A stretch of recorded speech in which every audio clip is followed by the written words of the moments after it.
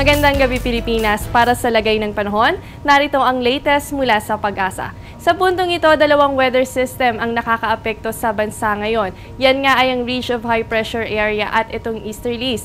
Apektado ang Luzon ng hangganan o yung tinatawag natin na Ridge of High Pressure Area. Ang Ridge of High Pressure Area ay nandito kasi sa may ilalim ng Japan.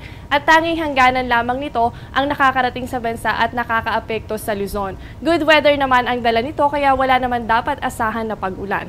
Habang apektado naman ng easterlies, ang eastern section ng Visayas at Mindanao.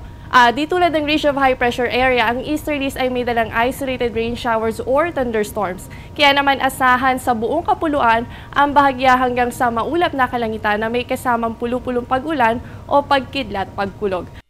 Ni Pag-asa weather forecaster Alvin Pura, iisa lang ang pinanggagalingan ng easterlies at nitong Ridge of High Pressure Area kaya malabo na magkaroon ng wind convergence. Dagdag pa ni Mr. Pura, magandang balita dahil wala namang nakikitang namumuong sama ng panahon ang ahensya. Bukas ay April na at bakasyon na. Marami sa atin ang namimili na ng summer outfits at naghahanap ng beach kung saan masusulit ang tag-init. Perfect dyan ang Golden Sand Beaches ng Catanduanes. Nakahilera dito ang naggagandahang beach ng Puraran, Palumbanes Island at Mamangaw Beach.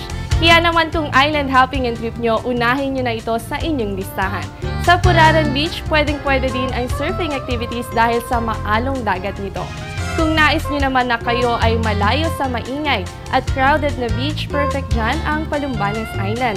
Kaya naman sulitin ang inyong bakasyon at punta na sa Catanduanes. Talaga nga namang napakaraming paraiso sa Pilipinas ang bibihag sa ating mga puso.